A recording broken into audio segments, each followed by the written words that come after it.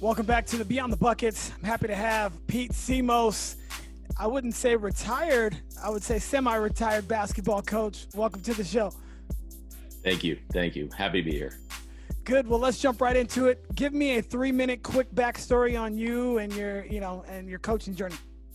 Sure. Let's see, 3 minutes. I could probably make it quicker. But let's see. I always liked playing basketball. I played growing up, played through middle school, high school, was very average in the East Bay. Back then, the East Bay, the talent was probably a little bit higher level, to be honest with you. What high school did you go to? I went to 1 year at American High School and 1 year at Washington High School. And then I graduated high school a couple years early. Cool. But so what's funny is I never played varsity basketball.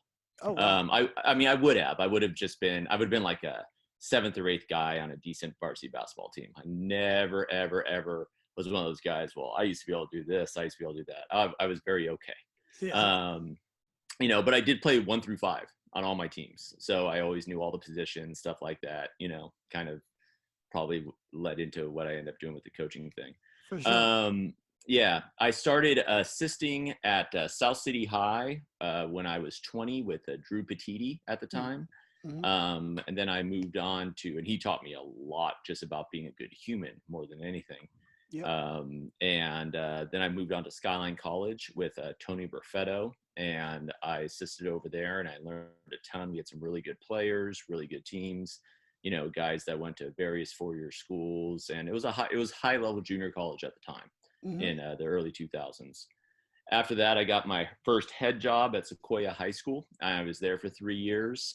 I had a really good experience there. It didn't end on the greatest note, but that's a whole nother story in itself. Mm-hmm. And after Sequoia, in 2006, I ended up at Piedmont Hills. And that's where I think most people know me from coaching. I also coached, when I was at Sequoia, I also coached a high-level AAU team called Frisco's Finest for a few years as well. And I really learned a lot about the AAU circuit and that whole dynamic and, the pros and the cons, but really a lot of the good it does for so many kids. And Absolutely. That's really the biggest thing I got from that. And then at Piedmont Hills, I was there. I first did 3 years. Then I took a year off because I gave my sister a kidney and I didn't feel like I could head coach that year. Yep. So I went and assisted that year at Las Positas College. After that 1 year with the now late Tony Costello, who was also an incredible human being that I was able to work with. I went ahead and was at Piedmont Hills there for about another 8 years. And then after 2018, I was just kind of, I just felt like my time with coaching was kind of done. And, I still try to help people out. The guy I took over the program played for me, assisted me 8 years, and at last 2 years had a lot of success. And I go back and forth with him a lot and talk with him a lot. But yeah, that's my coaching career. But I mean, the biggest thing I want to emphasize in all of that is coaching gave more to me than I ever could have given back. It really is. It really is a profession, hobby, whatever you want to call it. It's something of, it's of giving and it's of service, but it really returns back to you threefold, I feel like. So, Right. Yeah. Well, you can definitely tell that you're a selfless person, giving your sister a kidney and, just the humble nature in which you speak upon the places that you've been, as well as the coaches that you have worked with and for.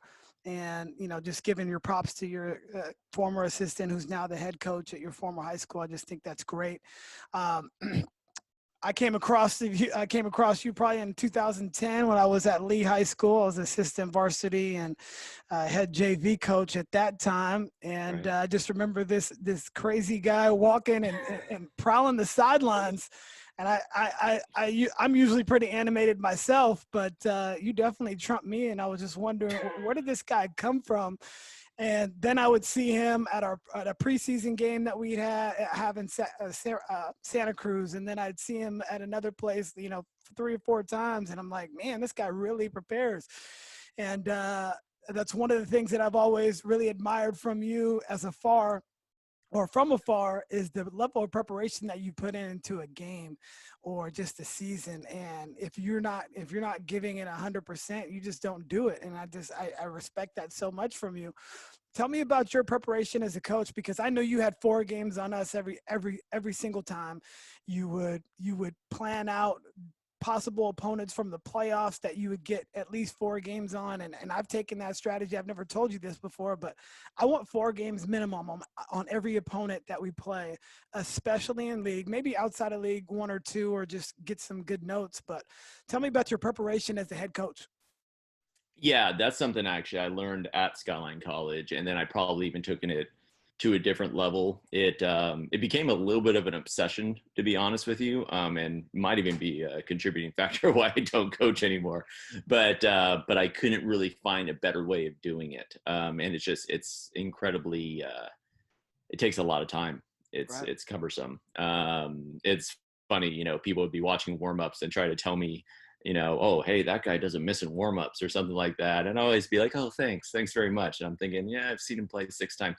When we were playing you guys at Lee, when we Yeah. were both the top 2 teams, I saw you guys 7 times before we played. Yeah. Just to be, which is stupid. I'm not really sure how much more I got from film 4 to film 7, to be very honest with you, but it was just an obsession, yeah. So I don't, so many close games in basketball. And as the coach, the players win games, the players lose games, and as a coach, you just want to give them the best chance possible for their success. This is we're talking about on-court stuff, not the off-court stuff, which is really probably more important, but the on-court stuff. And so what we would do is we would learn every play call, and I made it a big part of practice to make sure we learned all those plays, and I had every play diagrammed out. And if Lee ran, play 1, I think that was a back door if I remember. If Lee ran play 1, we would all yell 1, and we would know what was coming, hopefully, in theory. And we really work on it. We go through our walkthroughs, and there was a high expectation of everyone knowing their scouting report. If a kid didn't know their scouting report and completely didn't know, I just didn't play him. And I actually sat some good players for that, because I just wanted us all to be on the same level of accountability. So yeah, it was a lot breaking down the films. And then once things like Huddle got better and I wasn't fast forwarding and rewinding like I was in 2006 on a DVD, and I was able to just start clipping it and stuff like that, it became a lot more efficient. But just really trying to find the soul of the other team, and defensively what we could take away from them realistically without losing our whole identity of our own defense, and trying to find how a team scores and take them away from that, or, where their soft spots in their defense are, and find those matchups. So it's just a matter of time and looking at that stuff. And just like you said, for me, it was 4 or 5 games of league opponents and 1 to 2 games in preseason opponents. If it was a really big preseason game and it was later in December, maybe I'd get 3 of them, like you're playing a team who, okay, we're both going to be in the same division in CCS. I want to make sure we don't lose the head-to-head and get stuck behind them. Because those preseason games, people say preseason, I call it non-league, because at least in our section, you lose a couple of those big non-league games, you get stacked behind people in the seeds in CCS. And I know in the end you have to play who you have to play, but it's still a much more favorable path, especially in CCS, if you can get into those top 4 seeds with the double bye system they have. So I still actually do the seeding meeting. So I see that now, and I see like, oh man, that team lost a really critical game December 15th and it cost them 2 seeds. You see that all the time in the seeding meeting. So that was the preparation, really. It was it was just a lot of film. How much time did you spend in practice going over that sort of stuff? And I do know this for a fact. You did know all of the sets that Lee had, and we would have to do, counters and different things, so you didn't recognize it or call it something different because you were so dialed in. How much time were you spending on that?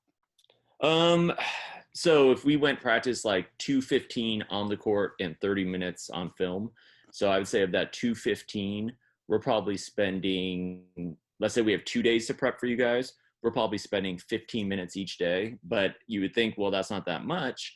But the thing is, most of my guys were already trained to kind of have a good feel for the scouting report, Like when I'm showing them their out of bounds play and I say out of bounds play 1, half of them are already getting in the right spot, where they were just so dialed in. And I was very fortunate to have great kids at Piedmont Hills. Very, very fortunate. I don't know if this is something that could be done at every place. But but on the flip side of that, I would also say you can always keep your expectations high at every place. Because if you can't keep your expectations high, what are we doing for them in the first place? I mean, what are we teaching if we're not keeping expectations high? So that'd probably be, I'd say about 20, 25 minutes. It depends on the type of team. Some teams, like Lee did a lot of freelance stuff where we would just kind of learn personnel and tendencies and stuff like that too, while also doing your sets. Lee was a whole different deal because of all the different defenses and stuff. Those were nightmare practices going in for me. But a team that was a lot more structured, Willow Glen back in the day, we used to just spend a ton of time. Then teams that were a little bit more freelanced, maybe a Westmont or something that had sets, but kind of went to their players. We went more to our shell drill and stuff like that on the defensive side. But it's important not to get too focused on the other team too, as we all know. You still have to be able to do what you're doing right, and you still have to work on your fundamentals every day and work on your shooting and your passing and dribbling. And so practice time, man. It's all about practice planning. Yeah, for sure. That's the give and take. You obviously want to prepare for your team, the teams that you're playing, but the most important thing is preparing your team to play no matter what. And I've always found that a fascinating thing. I think it's more of an art rather than a science, because if it was a science, everybody would kind of know about it. But some of the best ones know how to do it and read the room. When I was at Lee, I learned so much because Pat was a more freelance type of coach where he allowed the players to be them and experiment a little bit more, whereas you had a little bit more hands-on approach. Both approaches really work, but at the end of the day, it's just who your personality is, and you have to be you no matter what it is. You have to be who you are and true to yourself, and I think that's what really goes a long way. If you tried to play Pat's style, it wouldn't have worked, and vice versa, he wouldn't have been able to do that. For him, he didn't scout a whole lot of the offensive plays. He just wanted to see what type of defenses other teams were running, because he played mostly zone. He was a matchup zone or some sort of zone, so it didn't matter. He would have 5-6 different zones, but he didn't really care. He didn't really care what your offense were, and some of the things were so off the wall that you haven't really seen, and just stuff that he kind of just came up with and played with that really freaked people out. Like, you would always have multiple sets, so many different sets versus man and zone. And I definitely want to ask you a question on that. But what he would do is just try to, okay, where is Pete trying to beat it? So, okay, let's just put Jared Williams in the middle and take away the high post. So now, you have to counter on what you're going to do that. So now it's a 2-1-2. We're not protecting the back middle of the basket, because most of the time you were trying to get somebody at the nail to kind of break the defense down in those gaps. But how much time did you spend on offensive sets in practice, because your teams were so dialed in and they knew where to go and they were so efficient? Yeah. Well, I'm not going to lie. A lot of that, I started installing offense June 1st, or whatever the first official day was. I was a big, hey, we're going to start learning how we're going to play, from day one. So the good thing was when November 1 happened, our first day of practice, guys already knew, the guys that were there for the summer, which was usually most of my team, already knew, 70% of the playbook. So it was already second nature to them. So that's why we were able to run as much as stuff as we were able to run. If I just tried to start November 1st teaching all that stuff, would have been a nightmare. Now, with only, let's say you get one transfer, or some kid shows up, or some kid just keeps on fighting and he makes the team his senior year, you can teach all that stuff to one or two kids because the other kids can help. And that's something my guys were the character of the guys I had in my program was just insane. I mean, they would stay after with guys and help them out, and stuff that I even have to manage, they would do it themselves. I just had such great leaders. I remember one time when we got a transfer, it was a really good transfer, a little shooter, and literally our top 4 guys, and he was going to end up being the leading scorer. The 4 guys who were the returning seniors all stayed after with him one day for like 2 hours and just taught him all the stuff in the summer so they can get him up to speed to start playing in our second summer tournament or whatever. And I mean, honestly, I didn't really care. I was like, oh, we'll get him in there whenever, and they were just, they were so dialed in and stuff like that. So it just, once again, very fortunate to have a lot of good kids. But I started, zone and man. Even in the summer, we'd probably have 3 zone sets and 1 or 2 base zone offenses. We probably had 2 or 3 out of bounds plays in the summer. And probably a good 10 sets in the summer, and we would just build it from there. And every week I'd put in a new one. So, okay, we know all these, first tournament, we have 5 sets. Second tournament, we have 6 sets. Third tournament, we have 7 sets. The other thing is we played in the summers. We would play, I think the lowest summer I had in all my years at Piedmont Hills, maybe like a 42 to 44 game summer. And the biggest one year we did 60. That was stupid. That got a little extreme, but they enjoyed it. They liked it. The parents liked it.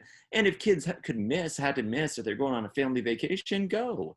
You have to do football this weekend. Great. We have a guy who was on those teams who's in the NFL now.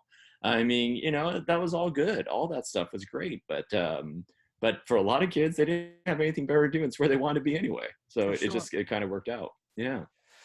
I'm fascinated by people that have sustained excellence over a long period of time. And from what I've gathered and all the stuff that I've been looking at is the reinvention of philosophies and ideals and things that they get better at. And I'm always on a thirst for more knowledge to become better. Can I get 1% better? Can I get, a micro percentage better or more efficient? Oh yeah. And you've done that over your entire tenure.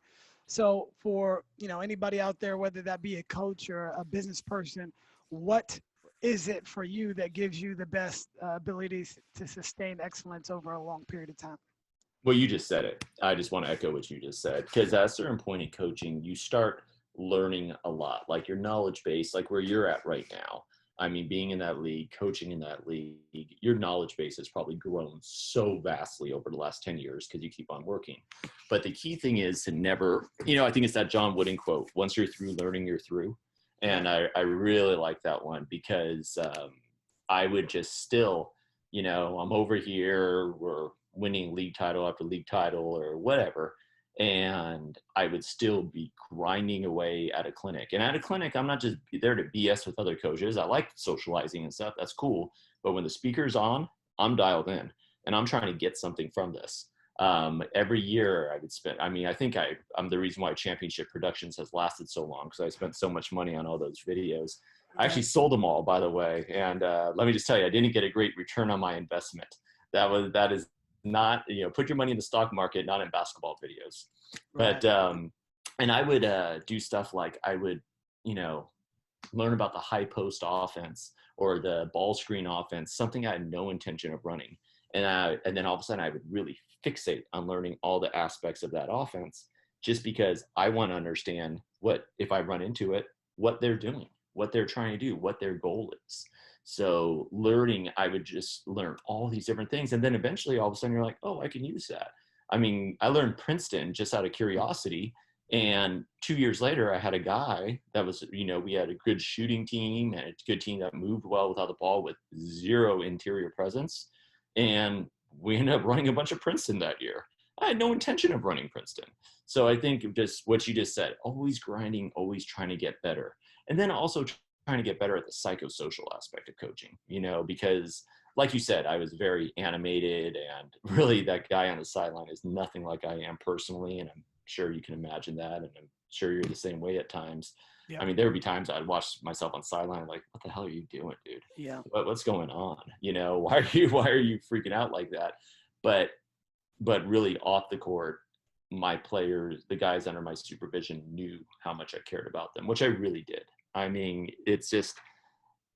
To me, it was much more important that I was going to be a good role model for them in a whole bunch of other ways. And I think continue to develop my maturity in the psychosocial aspects of coaching was probably even bigger than the X's and O's. But the X's and O's was big too, because those first 3 or 4 years, man, you're just trying to keep your head above water and you're learning. Now where you are or where I was, yeah, you still better be learning every year, but the learning curve's not quite as steep, but you got to make sure you don't flatline. You do have to keep on climbing. and keep on getting better. I don't care if you're 60 and you've been doing it 35 years, keep on learning. For sure. Yeah. I would watch myself on film, and I didn't want to be that person. I've changed a little bit over the years. Good job. Just because you don't like what you see in the mirror sometimes, or what you see on film. It's very difficult to watch sometimes because you're not that, and then you kind of get this persona, and I'm sure you had it, but Yeah. the minute we had a conversation, that goes all out the window. But what I would say is you're so passionate about the game, and so passionate, you put so much hard work in. You were trying to give it all out there on the court, and that's really all you want your players to see. Like, look, we put everything into this. Why not on game days go out there and be so passionate, because we're enjoying this consistent struggle on a day-to-day basis. It's never going to be easy. It's so hard, and we put so much effort into it. So why don't we just pour ourselves out there? Yep. No, I that's what I would tell them in the summer, guys. It's all about, we're doing all this preparation for 24 games, but more than anything for you to really enjoy it for these 24 games. So when those 24 games comes, man, you don't want to waste a second of them. One year we had a thing, it was 160 minutes on the back of our sweatshirts. And everyone's like, what the hell does that mean? 160 minutes. And I just figured, okay, you have 32 minutes, 5 guys, 5 times 32 is 160. There's 160 man minutes. Some guys are going to get 25 of those minutes. Some guys are going to get 1 of those minutes. But every one of those 160 minutes that we have on the court, we want to be all out, being the best we can, and not just playing hard, but focusing hard, being mentally and physically completely in tune and dialed in. And that was just, that was kind of the way I did it, way I approached coaching, at least, and kind of what I wanted my players to approach life, because the whole YOLO thing, you only live once, it's kind of a played out saying, but man, it's real. You got to enjoy life, and you got to live life to the fullest. And a lot of people just kind of drift by, and, you don't want to be someone who drifts by. I think you end up missing out on so much. Right. Yeah. No doubt. Yeah. What advice do you have for young coaches? You got into the game at age 22, like you mentioned, with your first assistant coaching job. But what would be your advice to young coaches out there? That's it, because everyone has their own way, of coming up. Like, yeah, I got my first head job at 23. I learned a lot from the guys I was around and everything like that. I learned a ton at Skyline College. I think definitely listening and learning, not having to prove that you know everything, because that was a fault I had in a major way, where I just really just needed to stop and listen a little bit better when I was younger. And but just like what you and I just talked about, continue to grind, continue to learn, continue. Just because you have, let's say you have a couple of really good players and you're doing really well with a certain system, but those guys graduate, don't try to fit a round peg into a square hole type deal. Find the strengths of your team. There's a whole variety of ways to play basketball. Use what works for you. So everyone thought for years I was predominantly a man-to-man coach. I wasn't. I was with those teams. Then all of a sudden one year I'm running a bunch of zone, and everyone's like, "Oh wow, you're zoning," and I'm like, "Yeah, well, I have a couple of guys that can't stay in front of everyone, and we have 3 guys that are 6'3" and above with long arms in the middle of the zone." Right. Yeah, it makes sense. It's just a matter of using what works for you and adapting to your personnel, especially in situations where if you don't always have the greatest personnel, on the court, you want to really make sure. Now, if you're, De La Salle boys back in the day, Frank Alaco ran this really complex system with all these different backdoors and all these different looks. But the way they played, they could have ran anything and been really, really good. No offense to Frank, great coach, great man, but they had really, really good players and really dedicated system. I think it's just really important to try to find the best way, and also to understand, to watch film and be your own biggest critic too. Just say, man, I could have done that better. I used to do that. I was hard on myself. I mean, I used to just sometimes I'd slap myself in the head, like, what are you doing there? When I'm watching my own film and watching the own decisions that I call. And then as I was getting older and older and older, I stopped doing that because I was like, oh no, that was the right call. oh no, that was right. That's why I did that for this. But I'd still check myself. So, being your own worst critic, asking for help, Pat Judge and I, we actually, there's a great example of a guy who I ended up kind of taking some of the things that I watched from his teams and incorporating to mine defensively with some pressure zone stuff that he used to do. That's a great example where at first I was like, I don't know about this defense. And then I would scout him and I would watch him come back over and over and over with this pressure zone. And I'm like, oh, there's something to this. My last year at Piedmont Hills, we ran that zone 90% of possessions. 90% of possessions. And wasn't anything I ever did. It was kind of a hybrid of what I learned from what Pat did and a couple, some videos, some Jim Boeheim stuff and everything. And then all of a sudden we had this defense. So I think always just being flexible and learning and never thinking you have it all figured out, because once you do, it's about to turn on you. For sure. Pat and I used to go at it all the time because I was brought up by Raymond Townsend and Brad Cornett, who were sideline baseline guys and don't allow people to get to the baseline. But you're definitely not giving up middle. But Pat would actually like to force middle because of a lot of his zones were structured to, some length on the inside. And now you have to have a solution to come up with when you get into that lane. And so I learned a lot from it, especially with the zone stuff, in my time there. And a lot of the time now we use a lot of matchup zone, and it really gives teams a lot of fits, especially when you have length. And this coming year, we're so long. I mean, over half our team for girls high school basketball is over 6 feet tall. And, holy cow. Yeah. So we're going to be. Holy cow. I'm not going to hang around you guys. I'm so tiny. Jeez. Sometimes I do with some of this height, but no, they and we just learned so much by just coming together and just having these conversations, but being open to change. And I think that's one of the main points is what you were hitting on, is just don't think you're it, because there's so many other things out there that work. Oh yeah. Your teams were so tough every single time. Like, you guys were tougher than SHI, but is that something that you instilled, or was it taught, or were you guys just tougher when they came in from the east side?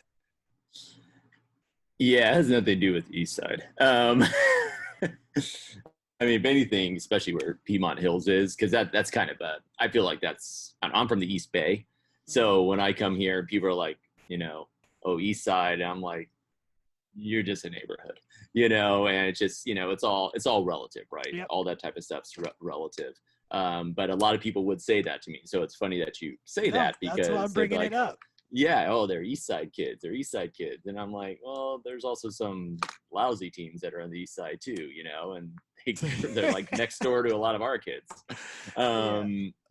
Yeah, I'm not gonna lie, we instilled toughness a lot, and it came through practice. You had to be keyed in at practice. We had an echo system. Everything we did in practice, if I said it, the whole team echoes. If one person does an echo, we're all on the line. It was consistency. It was our preseason for the guys that weren't playing football, which I usually had, anywhere between 1 to 5 guys playing football. But all the other guys, we were working out 5 days a week. We were in study hall 5 days a week. Study hall 5 days a week. I don't know if I can say that enough times, right. Especially for all my fellow, not just public schools, but a lot of the public schools. It's even a bigger deal, I think. But private schools as well. I don't want to discount that. That's not an issue there as well. But just the expectation was very, very high. And we would do a lot of toughness drills in practice. But I mean, I don't want you guys to think it was like a bloody brawl or anything like that. Not at all. It was just, we really just wanted to learn how to play in a physical manner. So we were going to be tough. But more than anything, when you say tough, I think about the mental toughness. And we used to do a whole bunch of different things in practice to kind of test the players, and to try to make the situation, when you're playing at, Willow Glen High School and their whole 6-man club is yelling at you, I mean, that's a lot for a 16, 17-year-old kid, and you can get them ready for it or whatever. But I mean, nowadays with social media, guys are talking about your girlfriend and stuff. It's like, that's kind of rough. And we didn't have to deal with that. Yeah. And so it was one of those things where we really tried to um, make the situation as real life as possible in practice and kind of develop that toughness and then really take pride in that toughness. You know, we were completely silent in the locker room. Once we got in there to start changing, you could have headphones on, but it wasn't going to be a goofing around time. It was going to be a serious time. You know, we were going to be focused. And I think a lot of that expectation went into the toughness side of it, because I get asked that about that a lot. You know, wow, your teams were so tough. You know, and some of it, some teams were tougher than others because some kids were tougher than others. That's natural. But I think a lot of it's just also keeping that expectation, and more than anything, mentally. You know, I think in how many years I coach at Piedmont, I should know this. Sorry, I'm looking at my pictures on my walls. 11 seasons at Piedmont. I think we had 2 players ever get a technical foul. You know, and it just was something we worked on in practice. I always thought it was very foolish to give up 2 points. Even as much as I screamed and yelled, I think I got 2 T's in my 11 years at Piedmont. It was just like, that's a mental. And how many league championships did you guys win in your tenure? In 11 seasons, we won 7. Yeah, 7. 7 league titles, 1 CCS title, 3 CCS runner-ups. So I'm 1-3 in the CCS championship game. That's not very good. How many open appearances? Just 1, actually. Just 1, because of for one reason or another, the rules kept on bouncing us out. The last season that we should have been in the open, and if it was the way it is now, where you can have an unlimited number of teams from a division, we would have been. But we lost a silly preseason overtime game without a sit-out period guy in non-league versus Sequoia, and they ended up getting popped ahead of us. We should have been an open team, right. But we weren't, so that's fine. And yeah, 1 open appearance with that, and yeah, just a bunch of really good kids. Yeah, I mean, we won a lot of games and all that stuff, but yeah, I forgot where I was with all this, but that's really where the kind of the toughness and all that stuff. And also the kids that graduated, the juniors and the sophomores on those teams would always really, really care so much about keeping up the tradition. They never wanted to be the team that kind of fell off. And that was just a certain pride and a school pride around our campus, you know, because they were proud to be, you know, without putting down any other sports programs, because I was the athletic director for 10 years. They were proud to be kind of like one of the alpha programs in the school. And, you know, it was a big deal to them. So how did you build that culture? You know, I just think, you know, winning kind of does breed that, to be honest with you. I mean, I wish I could say something better, but I didn't even focus on winning. I focused more on process and doing things the right way, and then winning usually worked out. So I think just keeping that process, and then kids just started it got to the point where the kids in the middle schools were all starting to try to come to our games, and I had nothing to do with it. I really didn't. I didn't have enough time to really reach out to the middle schools very well. You know, and just it became a thing where they wanted to come and play for Piedmont Hills, and then the older kids would mentor the younger kids. And I would always talk to my older kids about bringing those guys in. You know, we would maybe bring in the top 4 or 5 JV guys to work out with the varsity guys in the fall. Not all of them, but just so they can maybe help our JV coach. And that's another guy I want to mention. Thank you for saying that. Wes Little, all of our time at Piedmont, and still to this day with Anthony Cuellar as the head coach, Wes Little was just the biggest key component. Wes came with me the very first year at Piedmont. He just answered an ad, and I struck gold. I mean, you coached against him. Just a great JV coach who instilled confidence in the kids, which I would say any young varsity coach, that's what you need. You need the confidence in the kids. I don't care if they run everything perfect or anything like that. They want to enjoy playing, and just a good man, a good person who was a disciplinarian. I mean, Wes has a military background. He was a disciplinarian, but would, you know, discipline you and then hug you after. And just that was really, really critical, because Wes is still the JV coach. Wes has coached at Piedmont Hills longer than I have now. I think he's like in his 16th year or something. Wow. And he is just, I mean, he was a godsend. So I can't say enough about that, gentlemen. Yeah. For sure. Well, you know, in regard to culture, I think you came in and you set a high expectation right away. You know, that's what we did my first year. Before I got there, we were last in the league. And I said, you know, we're going to win CCS first day I got the job. And, you know, we ended up doing that. We were second to last place in the league, but we still ended up winning CCS. And then from there, that just breeded more confidence. Oh, we won CCS. Now we go to the Open the next 4 years, and then we didn't make Open because of the rules that 1 year can't have more than 4 in one division. Then we win CCS again and go to the NorCal final, and that just breeds more success. And we finished behind Midi 4 times in our 6 years, in second or third place. And that's the staple. They're a national program, and we're getting closer, although we're not there yet. So I think just having that high expectation, like, no, we're gonna beat them. We're gonna start playing some of these teams that are top in the nation. You know, Clovis West in 2006, they won a national championship where we scored the most points on them throughout the whole year, except for the playoffs, and we held them to the least. We're putting that on the thing, like, look, this is something we're good at. We're on our way. And so I think just having those things in place were huge. And you obviously did that same thing.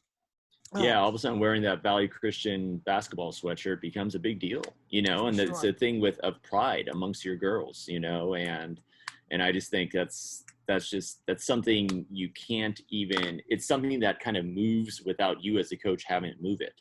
It's just a momentum that carries.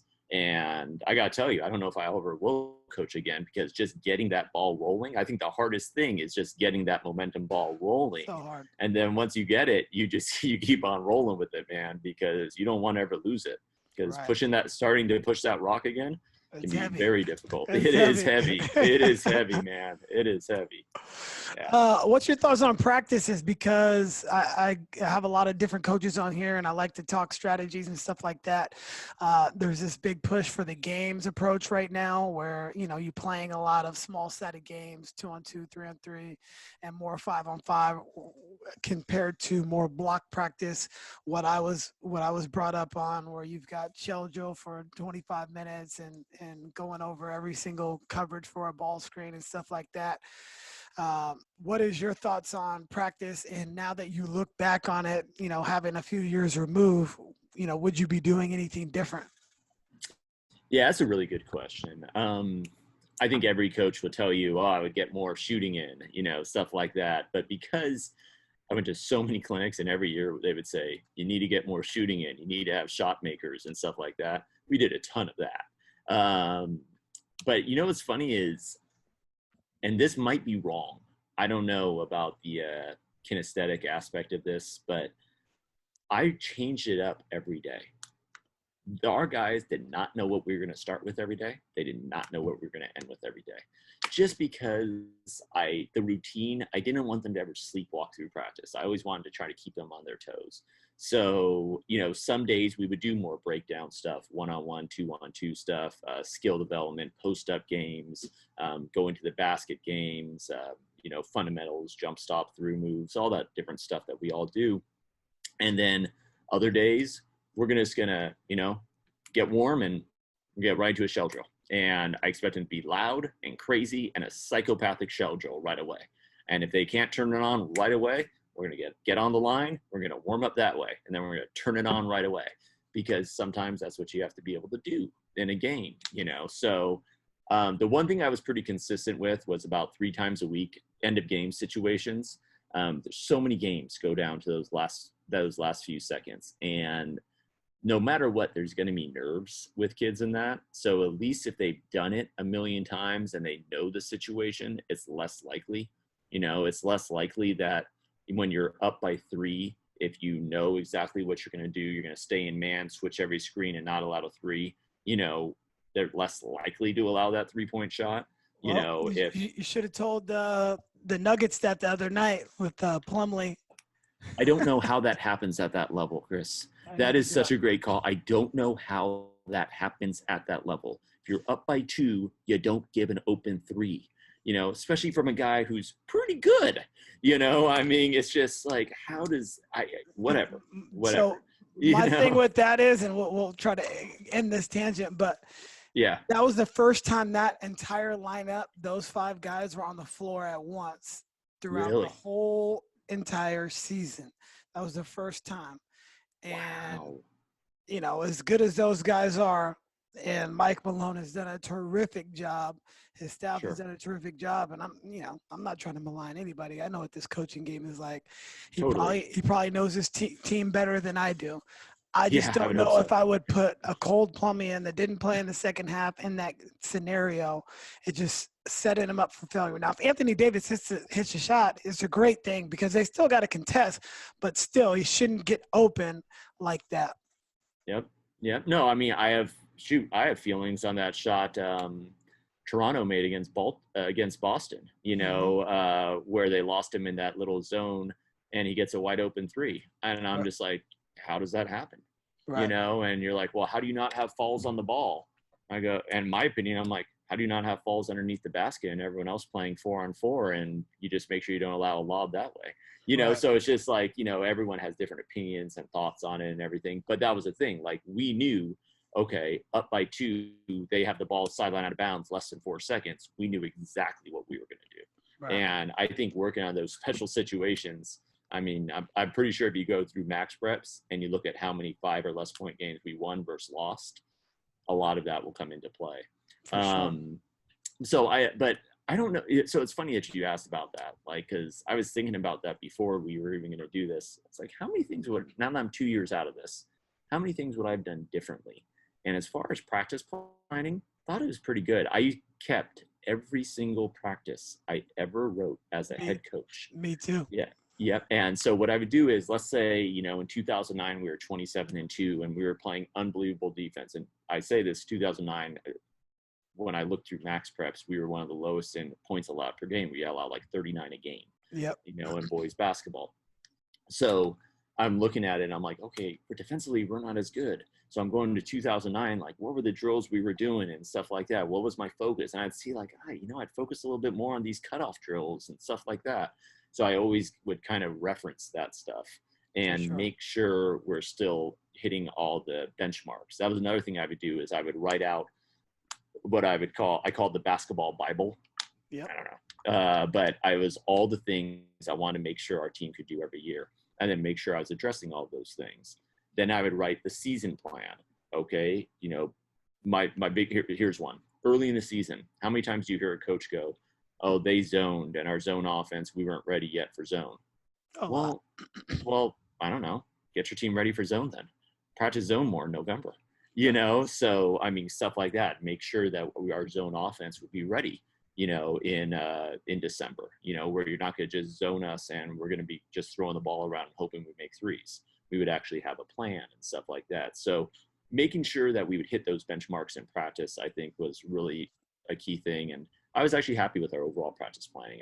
I used every minute like it was, a minute of life. Like we needed to make that minute as good as we could, probably to a point where it bothered my players and assistants, really, because I was obsessive about practice time. I was more obsessive about practice time than I was about the games. Games, I was just emotional. Practice, I was like this focused machine, and I was probably a little nutty, to be honest with you. I'm the same way. Everything's timed to the minute, and if we don't get to this, we have to go on to the next thing. We only have 5 minutes for this period, and we don't get breaks. They can get water at any time. The waters are on the baseline. We don't get breaks, even if we're shooting free. I mean, we usually do our pre-practice where they get a lot of that stuff in, but we don't get breaks. There is no breaks, but you can get water anytime you need it. That's smart. That's smart. In the drill. I used to do water breaks, and see, that's smart. That's something maybe I would change. There you go, right there. Just hearing you talk about that right there, I'm like, why didn't I do that like that? So. I got that from I think another clinic or Chip Kelly. When he was in Oregon, he would have a lot of basketball coaches come out there because all this stuff is there's so many paths that cross or intersect, and most of the stuff is interpersonal dynamics, like you mentioned earlier.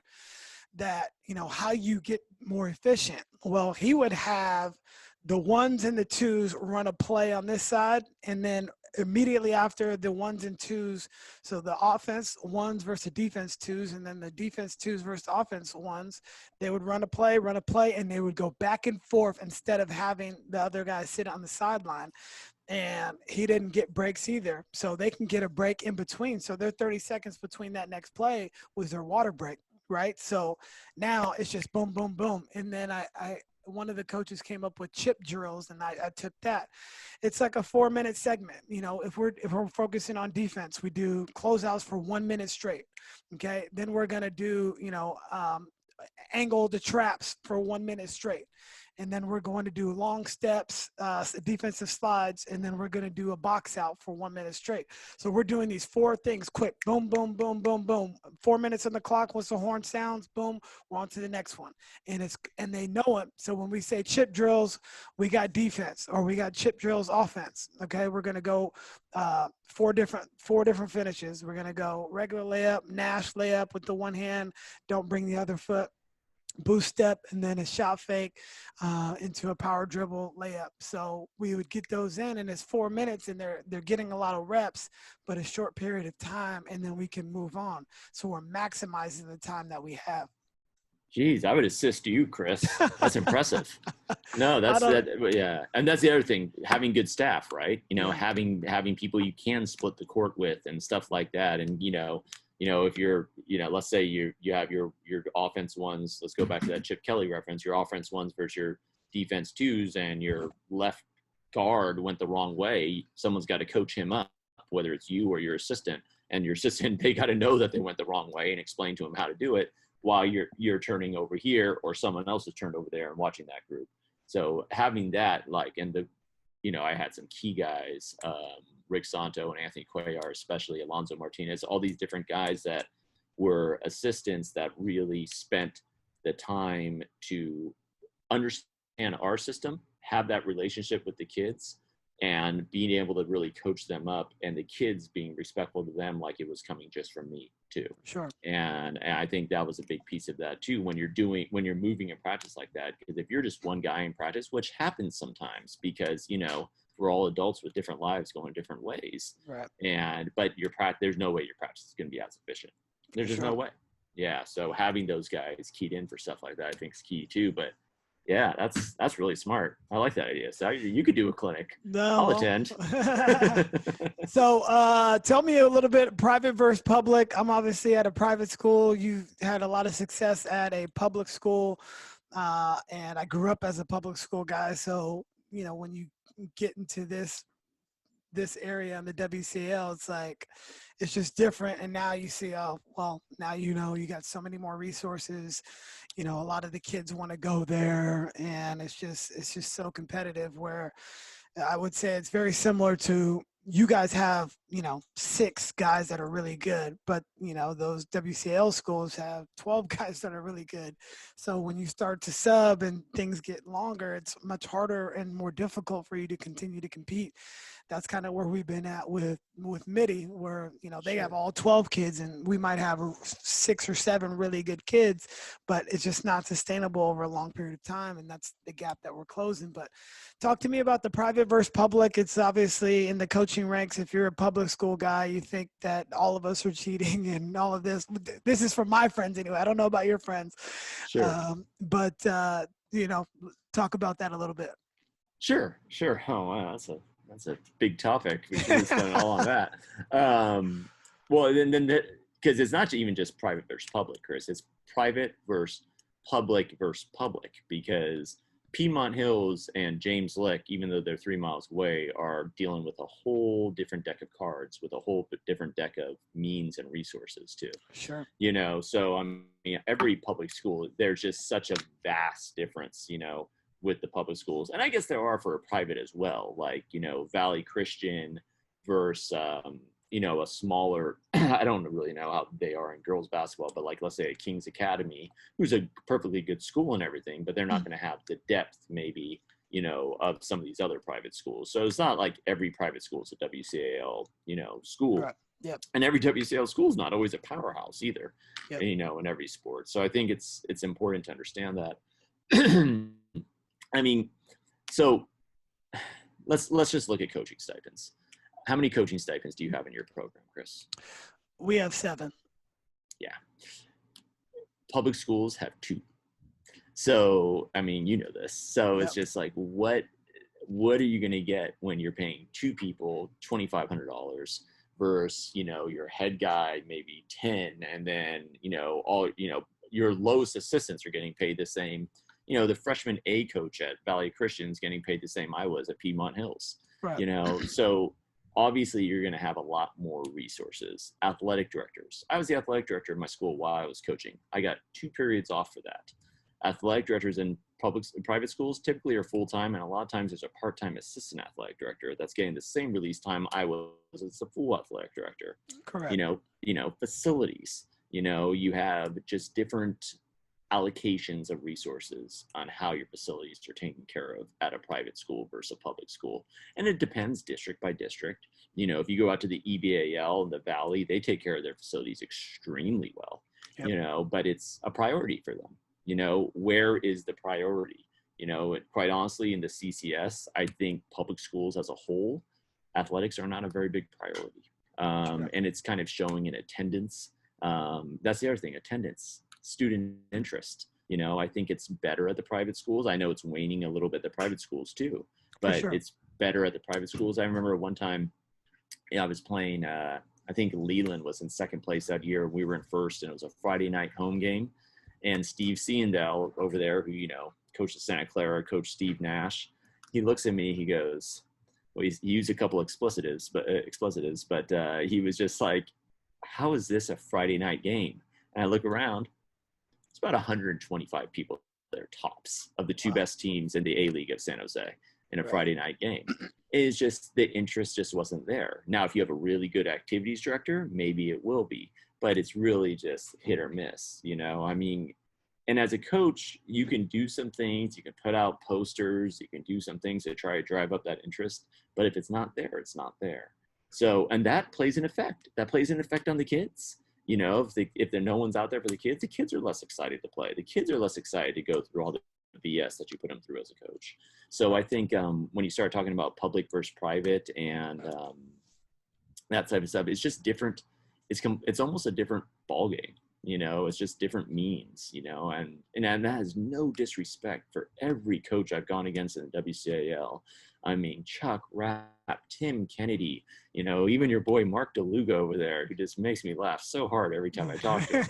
You know, I mean, we just have so many, you know, great coaches, and I don't fault them for getting in those situations. You know, and then, if a school runs a camp and there's someone at the school in charge of getting the camp together, and all the coach has to do is show up at the camp and maybe, you know, advertise it a little bit and get paid to run the camp and not just try to do the camp to get kids interested in basketball. Yeah, that's a big difference. Sure. You know, I remember before we would always scrimmage St. Francis in the summer, and, you know, Mike, you know, and this is not a rip on Mike, Mike's working his butt off. Yep. Mike was working his butt off at this, but he would, you know, I would look over and he'd have all these like incredibly talented 8th graders in his gym, and they're just working with them, building relationships, building friendships. I'm not calling that illegal recruiting at all. They're doing a good job, but they have a lot of that stuff wired in at some of these schools, you know, that even at Piedmont Hills, which is a higher level public school as far as athletics, we don't have wired in. Leland doesn't have that stuff wired in. You know, I mean, even Palo Alto, for the most part, minus Peter and his clinics, they don't have that stuff wired in. It's stuff that you know, is really linked in at a higher level. So it really is a different ballgame. I mean, honestly, no offense, Chris, I don't think they should be playing each other in the playoffs. I think it's completely different. And that's not me being sour because Bellarmine beat us one year in the CCS Division I final. That's not that at all. You know, they did a great job. They were well coached, but it was just a different deal. Like that year going into that game, we were like maybe 27-2 or something going into that game. I don't remember. We won 28 games that year, but I'm going into that game knowing that we are not going to probably win this game. We scored 31 points in the CCS final. You know, we did a good job. I think we lost by like 15, 18, something like that. But they just had better depth, better support. We thought we had a good 6-man club, and then theirs came in. And it was just like, holy smokes, Yeah. you know? So it was just different. So Yeah. it's not a rip on anyone. It's not a rip on CCS, CIF, anyone. It's just something that, especially over the last 15 years, the gap has widened. It hasn't got closer. And it's not because public school coaches aren't good. Some fine public school coaches. For And it's sure. not because they're not working hard. And it's not because private school guys are cheating. It's not that at all. It's just they have a different level of means. And doesn't mean they're not working hard. That doesn't Yeah. mean Pat Schneider is not working his butt off to coach his basketball team because he has means. You know, he's in there. I mean, we're calling each other for film and scouting every CCS and all that stuff. For sure. You know, I mean, it's just It's just a reality. It's a harsh reality. And like you mentioned, it wasn't like this, even when I was in high school, which is 2000. No. Like we were the number one team in the section, my junior and senior year. And some of these private schools weren't like that. No. We were the number, and it was all public schools in the BVAL. It was Del Mar, it was Lee, it was Andrew Hill. All of us were the top in the entire section. And it recently changed, I think, with the socioeconomic status changing and people coming into the area and valuing a little bit higher education, if you want to put that in quotation marks. But I think it's a lot of factors that have played into it. But you're right, there's great coaches at the public school level. Obviously, I'm talking to a great one right now. There's great ones. We all work hard. Anybody that's having success, the one thing that you can't say is they're not working hard. Like everybody that is having success is working extremely hard with whatever they have. And the reason why I admire you is because you didn't make any excuses for whatever it may be. You always found a way to overcome. And that's one of the reasons why I respect you so much. But it is a reality. Like we do have a privilege, like being in this league and coaching public school for the majority of my first part of the career on the boys side, and going to the WCL on the girls side. Like we have so many more resources. It would be very difficult for me to go and coach at a public school because I can't find valuable assistants that want to work for free. Right. Better get used to mopping the floor again, man. Exactly. So I don't plan on going anywhere unless they get rid of me. But I love being where I'm at. But you have to enjoy wherever it is that you're at. If you were at, and I was at Monte Vista High School before Lee, like I love being there. That was it. You have to make that your prime time. And you made it at Piedmont Hills. You made it a special. You made the 6-man thing. And so regardless of where you're at, you can still have a special run at it. 7 out of 11. That's pretty darn good. And in competition for every one of those, right? The other 4 years we were second. Exactly. Yeah. So like it's all how you make it. And you were one of the more successful coaches, and you can put your name in with the Tim Kennedys and the Patrick Snyders and all these people because they put just as much effort in as you, and vice versa. So that's pretty awesome. Yeah, no, I remember one year we had a really good team, and we're playing midi, and we're up 4 at the quarter, we're down 4 at half. Midi had this sophomore kid named Aaron Gordon. He was okay. Mm-hmm. And then the second half, he decided half his highlight reel was going to happen that second half, and there wasn't much we were going to do about it. Yeah. And that wasn't a rip on anyone, they had that school where Aaron Gordon, because wasn't he supposed to be a Lee kid? I thought he was. Yeah. Yeah. But, Midi had that attractive thing, and he went to Midi. Obviously his siblings went there too, but and he went to Midi, and yeah, that's a difference, and that's okay. And we both coached our butts off. But let me tell you something. It's not like when I was calling my plays, Tim wasn't running up and down the sideline trying to tell his guys where my guys were going and stuff like that. He knew exactly where they were going. Exactly. So, it's just everyone works differently. And I think, especially from the public to private side, you'll see a lot of kind of jealousy. And that's unfortunate because in the end, man, regardless of however our school gets their funding, we're all just coaching basketball together. Hello. And that's That's really what it is. And For high, regardless of how talented our kids are too. I mean, it's high school ball. Come on, you know.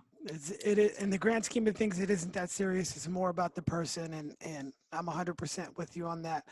I want to close it up just a little bit, but I wanted to get your thoughts. You have a lot of minorities that you have coached over the years. There's been so much racial unrest over the last, 15, well, I would say the last 6 months, really. But Okay. just what are your thoughts on the whole racial unrest and Black Lives Matter and all that? Man, I mean, this is so one of the things I stopped with coaching is I'm really into social justice stuff, and well before all this stuff that's happened recently, being just like what you just said. I mean, I think I would joke that if anyone I said I'm racist, as in my school, I have 3 white guys ever that have played for me. I mean, our whole teams were minorities every year. Um, one thing I remember 2016, I was taking one of my players home. He's happened to be African American. I was taking him home, and I had to stop at GNC to buy some like Quest bars or something on the way home. And I'd been in that GNC like 10 times. The owner knew me, all that stuff. I walk in with this kid who, by the way, is a better person than I'll ever be at 17. And all of a sudden, the owner is on our bumper the entire time through the store. He's never followed me through the store like that.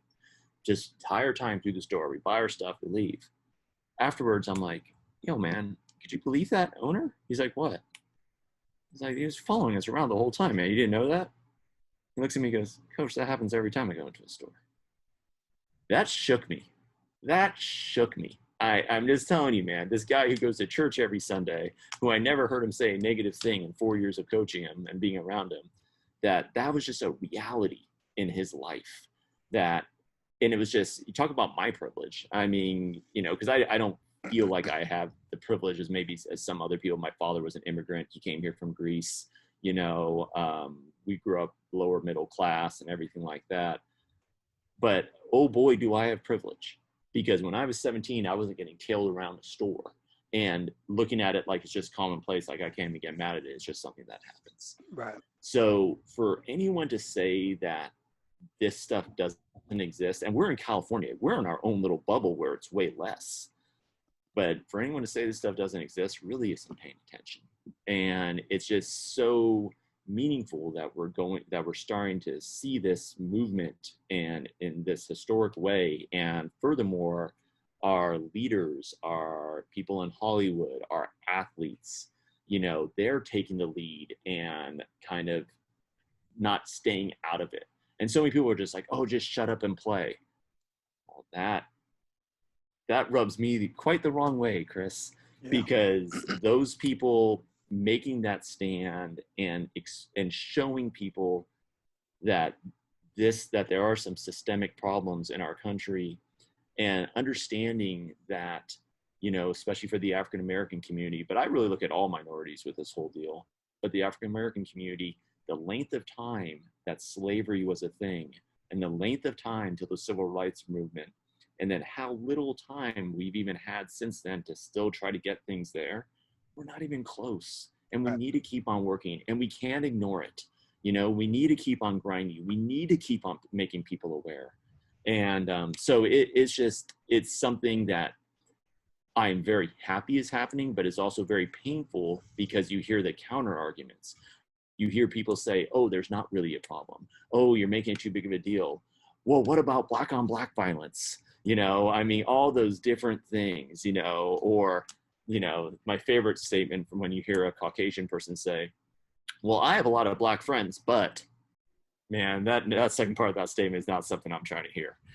And so it is extremely meaningful to me, because of all the people that have been under my supervision, because of the friends I've developed, the kids that are under my supervision that are adults now, but also coaches, people like yourself, anyone that is going through this and seeing this movement. I'm just here to support and, definitely help the narrative. But I mean, it's not even my movement that I'm passionate about it. So I guess it is all of our movement. I take that back. It is all of our movements, but it's something that's so good, yet it's so painful that we're having to go through it.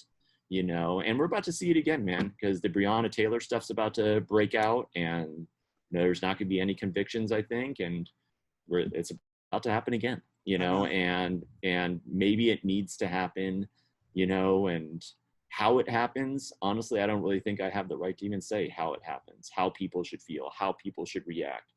That's not my right to say that, but people need to know that there's a problem. And 30 years from now, here's what's crazy. People are documenting their bigotry on social media and stuff like that, where if your grandparents weren't really down with the civil rights movement, they could have revisionist history. Like, oh yeah, I didn't march, but I thought that was great. That was right. That was the right thing. Yeah. But now people are like, there's that, well, in California, that minority, but now people are just like, oh no, this is stupid. Oh, this is a dumb movement, everything like that. And they're documenting that stuff, man. Right. They're not really setting a precedent that maybe their errors are going to really be very proud of, because they're just such nasty rhetoric out there. I mean, I'm at a point, I've deactivated my Facebook. I can't do it anymore. I can't even look at that stuff. And I stay out of the conversations, but I can't even do it. I kind of get upset, man. I mean, Ruth Bader Ginsburg passed away. I actually have a figurine of her on my desk right now, and she just passed away. And I mean, I was like depressed for a weekend. It's not like I've ever met Ruth Bader Ginsburg, but It's just more of this symbolism of what she represented, and especially for females, for women, for women's rights. And it just, I don't know, man. I don't know how we got to where we got. I will tell you this though, before the whole Trump presidency, and before, and I don't know if you're a Trump supporter or not, I don't want to offend anybody, but before all of this, I didn't really realize how much it was there and how bad it was there. Maybe you did, and you could have said, yeah, Pete, you didn't know, but I really didn't know. I mean, I knew it was a thing, but I didn't know it was like this. And no, it's always been a thing, but and I've always felt it, but it just, even as a Black man, it's opened my eyes so much more to the realities. And now that I have 2 kids that are interracial, but for everybody on the external, they're going to think that those kids are Black regardless. So that has been my whole awakening. Like, it's not really about me or the things that I've gone through, which I've gone through a bunch of stuff and I've documented on this podcast before, but just trying to help other people. And that's why having conversations like this with you and the other coaches that come on about, this issue. It's all of our issue, like you mentioned, and how we're going to get there, I don't know, but I do know that whenever there's struggle, there's got to be some growth, whether it be working out, we got to break our muscles down to build them back up, whether it be break our team down to build them back up. I do feel that this is going to be the changes that are needed, even though a lot of ugly stuff had to come to light because of it. Yeah, I mean, that's a great analogy, and I hope it's like that a lot. You got to break down your muscles to build them back up. That's a great analogy. But man, it is it's been eye-opening to me, and it's been at times shocking. And I mean, at times I have tears in my eyes, watching some of these videos, and just people that have really embraced a rhetoric of hate, and even people I knew growing up, who have become so polarized. And it's just not, I don't understand, man. I don't understand. And I guess I'm still a little bit ignorant to a lot of these things, but as much as I read. I will say this, I'm glad that people are showing their true colors. I would rather know where somebody stands rather than not. And so if you do have those views, well, thank you for letting us all know. It is now documented, like you mentioned, and you'll have to face those repercussions at some point, but at least you know where you stand. And a lot of time before we didn't. Before the social media era, that's one thing good about social is you now know where everybody kind of stands. Yeah. I mean, I guess you're right. I guess I liked living in just a false reality for all these years. But the thing is, you couldn't. I could live in that false reality. You couldn't. And so I'm so glad now. That's why I think in some ways it's just so upsetting to me, because I really didn't know it was like this, man. I mean, I grew up in the East Bay and I played basketball. I mean, who do you think my friends were? And they were all, and by the way, my friends were of all colors. My best friend to this day is a Greek guy like me. I mean, it's just, but it's just, like I said, it's something I didn't really understand. And even the rhetoric that kids will fling around and stuff like that, maybe we also were a little bit less tolerant growing up, because if I heard a white guy use the N-word, especially with a hard R, we were all flying at him. I mean, that wasn't happening. That was just, where I grew up, that just wasn't happening. That was just like, we're not doing that. And, and you're going to get your head kicked in if you do. And I mean, I'm not saying that's the way to handle things. I get that, but in a way, I kind of miss it. I'm kind of like, oh, you want to be bold like that? Oh, okay. But, at the same time, obviously I'm not condoning violence. I'm not, but it was just, it was a different thing. And now all of a sudden stuff like that became okay. I saw Aziz Ansari do a little stand-up special about that. He's like, all of a sudden people feel emboldened to say this stuff. Right. And he's like, no, stop doing that. But you're right. We do know where people stand. And I've learned a few things too about people I work with and everything else. And I'm just like, oh wow, and stuff that 5 years ago I would never have known. For sure. And didn't know. Yeah. Good deal, man. Well, I appreciate your insight from, all the above on the coaching side and just lifestyle side. And then, obviously what's going on recently, but appreciate your time, man. I know a lot of people are going to get some great value out of this. How can everybody follow you, even if you're off Facebook and if coaches want to reach out? Yeah. I guess they could just email me because I was on Facebook really strong. Right. Yeah, my social media game is not good. Right. I might have like 20 followers on Twitter or something. It's a funny Twitter, but it's but yeah, if people want to reach out to me, they can always just email me, and my phone number is really easy to get from anyone. I'm always willing to talk to anyone. And I've had a lot of people come and talk to me about basketball or what I do or how we do things. And I'm always willing to talk about that stuff, man, because like I said, I can only begin to give back what coaching really gave to me, because it really, it helped me ground who I was and myself too. So it's something I miss a lot, and I miss the relationships. I miss conversations like this. This was awesome. I don't miss grinding at 4:30 in the morning, for in the middle of a 3-game tournament. I don't miss that, but I do miss this stuff. For sure. Well, I'm going to be one of those coaches hitting you up and getting in your head before we have to start preparing for next season. So thank you so much. Man. I appreciate you, brother. Thank you. All right, man. Take care. Thank you for listening to the Beyond the Buckets podcast. Please remember to subscribe, rate, and share the show with your friends. And until next time, take care.